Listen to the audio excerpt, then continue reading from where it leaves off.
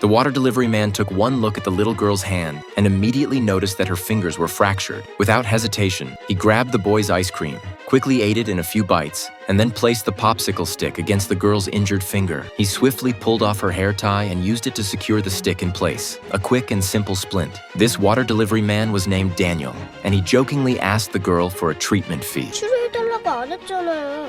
어쨌든 치료했잖아, 내나. Just then, the girl's father arrived and took her away. As they were leaving, Daniel firmly reminded them to go to the hospital for a proper medical checkup. Later, at the hospital, the doctor was surprised when he saw the makeshift splint on the girl's hand. He said it was done both promptly and correctly. Had they waited any longer, they might not have been able to save the finger. The doctor sent the girl to get a CT scan, but while turning a corner, she suddenly heard a familiar voice. It turned out to be Daniel, the same man who had splinted her finger. Her father was just about to thank him when he suddenly began coughing violently. Daniel noticed something was wrong and instinctively placed his hand on the man's chest to assess his condition. The girl's father pushed his hand away, finding the gesture intrusive, and insisted he was fine. But not long after, the girl's father began having difficulty breathing. Meanwhile, a major traffic accident had just occurred on the highway, and the hospital was flooded with injured patients. Seeing her father in distress, the girl became extremely anxious. She tried to find a doctor to examine him, but all the medical staff were tied up with the incoming emergency cases. Frustrated and scared, she began screaming for help.